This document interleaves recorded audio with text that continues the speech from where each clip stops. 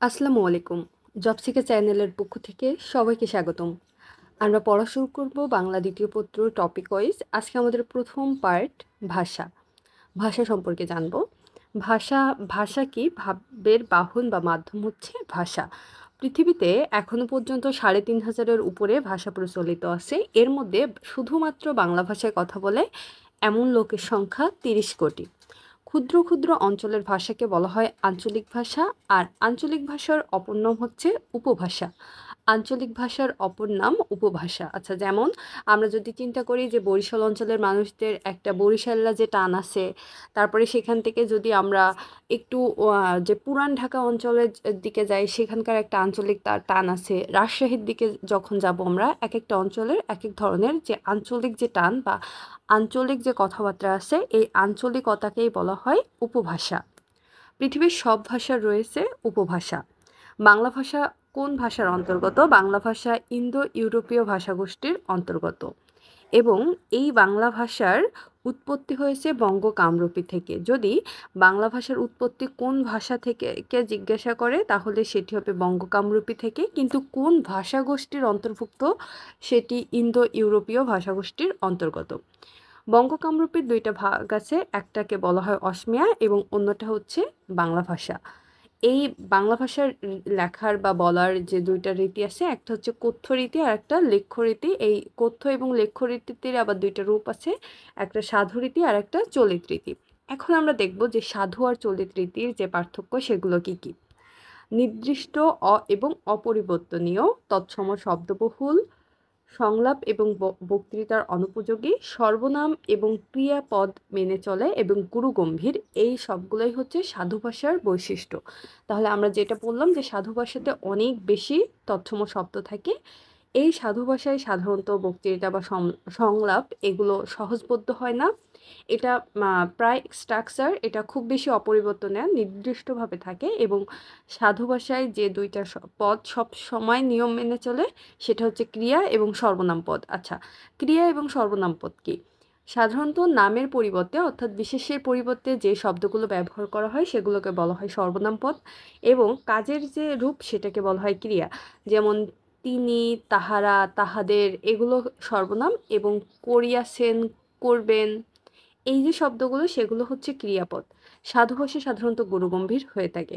এখন আসি চলিত ভাষার ক্ষেত্রে। চলিত ভাষা কেমন? এটা অনির্দিষ্ট এবং পরিবর্তনশীল, যে কোনো সময় পরিবর্তন হতে পারে। এইখানে যে শব্দগুলো থাকে, সেগুলো সাধারণত তদ্ভব শব্দ, যেগুলোকে আমরা দেশি শব্দ বলে থাকি। তদ্ভব শব্দের আরেক নাম কিন্তু দেশি শব্দ।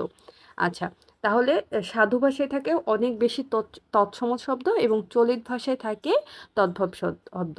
সাধু ভাষা সংলাপ এবং বক্তৃতায় ব্যবহার করা যায় না, কিন্তু চলিত ভাষা সাধারণত সংলাপ, বক্তৃতা, নাটক কিংবা যে কোনো ধরনের অনুষ্ঠান পরিচালনার ক্ষেত্রে মোটামুটি চলিত ভাষা ব্যবহার করা যায়। এছাড়াও বিশেষ্য এবং বিশেষণ মেনে চলে। এখানে চলিত ভাষা বিশেষ্য এবং বিশেষণ মেনে চলে, কিন্তু সাধু ভাষা ক্রিয়া এবং সর্বনাম মেনে চলে। সাধু ভাষা গুরুগম্ভীর, কিন্তু চলিত ভাষা প্রাণোচ্ছল এবং সহজ সরল, এটা আমাদের জন্য সহজে বোধগম্য। সাধু এবং চলিত রীতির মূল পার্থক্য হচ্ছে ক্রিয়া এবং সর্বনাম পদে। চলিত ভাষার প্রবর্তক প্রমথ চৌধুরী। প্রমথ চৌধুরী প্রথম চলিত ভাষায় গদ্য লেখালেখি শুরু করে। এই চলিত ভাষা থেকে সাহিত্যের রূপ দেয় প্রথমে প্রমথ চৌধুরী। প্রমথ চৌধুরী প্রথম ব্যবহার করে চলিত ভাষা তার লেখালেখিতে। এখন আমরা ভাষার উপাদান এবং উপকরণ সম্পর্কে দেখি। এখানে বেশ কনফিউশন তৈরি হয়, উপাদান কি, উপকরণ কি, মৌলিক উপাদান, এগুলো, এই তিনটা সম্পর্কে বেশ আমাদের মধ্যে দ্বিধা তৈরি হয়। আচ্ছা, উপাদান বলতে কি বোঝায়? আমরা যদি একটু আমাদের ভাষার দিকে যাই, তাহলে একটা কোনো কিছু তৈরি করার জন্য আমাদের যে মেইন ইনগ্রিডিয়েন্টসগুলো লাগে, সেগুলোকে আমরা উপাদান বলি এবং ওই উপাদানের সমন্বয়ে আমরা যদি কোনো কিছু তৈরি করার পরে ২-৩টা জিনিস মিলে নতুন আরেকটা জিনিস তৈরি করি, তাহলে সেগুলোকে উপকরণ বলে। এখানে আমরা নকশি কাঁথাটাকে কল্পনা করতে পারি। আপাতত মাথায় কাঁথার কথা আসলো। এখানে কাঁথার মেইন উপাদান হচ্ছে সুতা। এখন এই সুতা দিয়ে কাপড় তৈরি, কাপড় একটা উপকরণ। রঙিন সুতা সে নিজেই আরেকটা উপকরণ। তাহলে মূল উপাদান বলতে বোঝায় একেবারে মেইন যে উপাদানটা আসে সেটা হচ্ছে উপাদান। এই উপাদান থেকে আবার ছোট ছোট যে জিনিসগুলো তৈরি হয় সেগুলো হচ্ছে উপকরণ। আর এই উপকরণ থেকে তৈরি হয় মেইন কাঁথাটা। এটা হচ্ছে আমাদের যে প্রাপ্য যে ফলাফল সেটা। এখন আমরা দেখি যে ভাষার মূল উপাদান বা মূল একক কী? মূল উপাদান, এখানে কিন্তু মূল শব্দটা আছে সেটা হচ্ছে ধ্বনি, কিন্তু মৌলিক উপাদান বলে যদি তবে সেটা হবে শব্দ। আর মূল উপকরণ হচ্ছে বাক্য, কারণ অনেকগুলো বাক্য একসঙ্গে সাজায়ে তারপরে একটা ভাষা তৈরি হয়। আর একটা বাক্যের মধ্যে প্রথমে মৌলিক উপাদান হিসেবে থাকে শব্দ, আর শব্দগুলো তৈরি হয় অনেকগুলো ধ্বনি থেকে। তাহলে আমরা যদি এখন একটু পর্যায়ক্রমে আমরা এখানে গ্রাফিক্যালি দেখি, প্রথমে আমাদের হচ্ছে ভাষা। তো এখানে আমাদের ভাষাটা হচ্ছে আমাদের মেইন প্রাপ্য যে জিনিসটা সেটা। এই ভাষাটা তৈরি হয় একটা মৌলিক উপাদান দিয়ে, যেটা হচ্ছে শব্দ। এখন এই অনেকগুলো শব্দ মিলে একটা উপকরণ তৈরি করে যেটি হচ্ছে বাক্য। এই বাক্য থেকে ভাষা তৈরি হয়, আর এই শব্দগুলো তৈরি হয় মূল উপাদান ধ্বনি দিয়ে। মৌলিক উপাদান শব্দ, মূল উপাদান ধ্বনি, মূল উপকরণ বাক্য, এবং শব্দের অর্থগত উপাদান রূপ, এবং শব্দের গঠনগত উপাদান হচ্ছে বর্ণ। যদি শব্দের অর্থগত উপাদান বলে তবে রূপ, এবং যে গঠনগত উপাদান সেটা বর্ণ। আমরা জানি আমাদের বাংলা ভাষায় যে কয়টা তত্ত্ব আছে, যেমন রূপতত্ত্ব, শব্দতত্ত্ব, কিংবা অর্থতত্ত্ব হচ্ছে রূপতত্ত্বেরই আর এক নাম, বাক্যতত্ত্ব। মানে বাংলা ভাষার যে আলোচিত যে ব্যাপারগুলো সেগুলো বিষয়গুলো 4টি আছে, তার মধ্যে একটা হচ্ছে রূপতত্ত্ব, যেটার অপর নাম হচ্ছে অর্থতত্ত্ব। অর্থাৎ শব্দের অর্থগত যে উপাদান সেগুলোকে বলা হয় হচ্ছে রূপ।